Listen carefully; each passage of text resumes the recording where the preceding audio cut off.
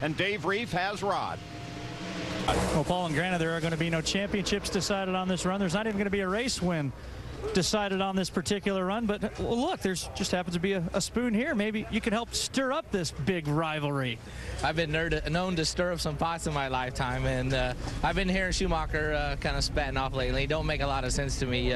He said the other day that I'm not a rival, and I don't think he even knows the definition of a rival. And then I heard on a radio station he said he was going to spank me like a circus monkey. And I might be a circus monkey, but I can tell you what, he might beat me this round, he might meet me 5 rounds in a row, but I ain't going anywhere. Hot Rod also reminded me that spoon is also silver, too. Paul, how do you spank a circus monkey? Judge Mike, don't even get into that. Oh. Let's go to Dave Reef. He has Tony Schumacher. Well, it is a presidential year, and we got to give equal time, and so we brought the silver spoon over here to Tony Schumacher, and I was just telling Tony about some of Hot Rod's comments about not knowing the definition of a rivalry and something having to do the circus monkey. I give you the spoon. You go ahead and stir it up for us this time. You know what's funny, man? People always come up and say, you know, you take the higher ground and you don't beat on anyone, and you know what? I don't.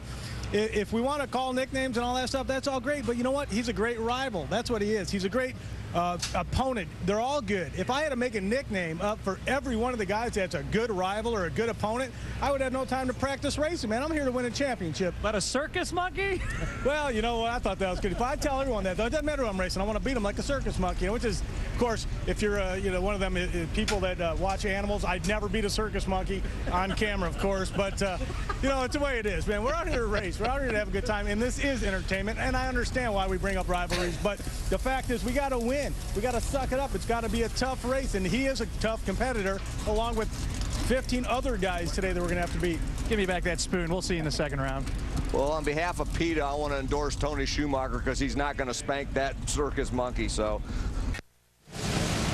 Well, back here in Norwalk, they had a little bit of rain. They have started their burnout process, but the report from Downtrack is that it is raining down there. Rick Stewart still believes that we can get this pair down the track. An important pair it is as well. The rivalry, Tony Schumacher and Rod Fuller. Schumacher won 2 of his rounds, including the final round on a hole shot at Englishtown. He is really on his game. Of course, the car is as well. Well, let's take a look at Tony Schumacher with and without Alan Johnson. Big difference there in 138 races without AJ. Winning percentage only 5%, 7 wins, and then with Alan Johnson, 39 wins, 33% win record. That is astounding. And he's been to the final round 7 of the 11 races that have been held this year. Rod Fuller, well, he is looking to try and get even.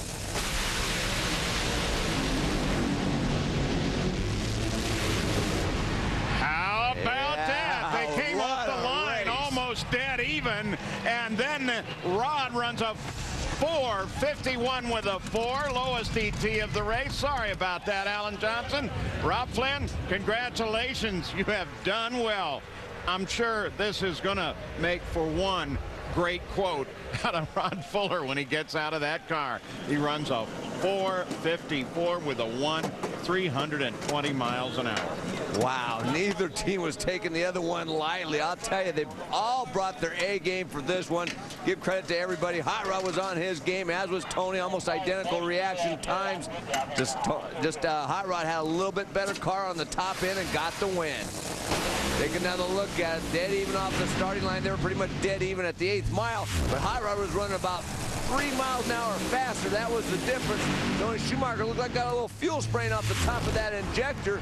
Might have hurt the fuel delivery, and that's maybe why it slowed down to only 307 miles an hour on the top end and possibly cost him the race. And Gary Gerold's with Rod. Well, Hot Rod comes out, the mouth guard comes out. Here comes your friendly rival over your shoulder here. Well, you guys have been whipping it up here. Whose monkey got spanked? Yeah, riddle me this, riddle me that. Looks like this big back cat is black and mad. It's, man, it's awesome.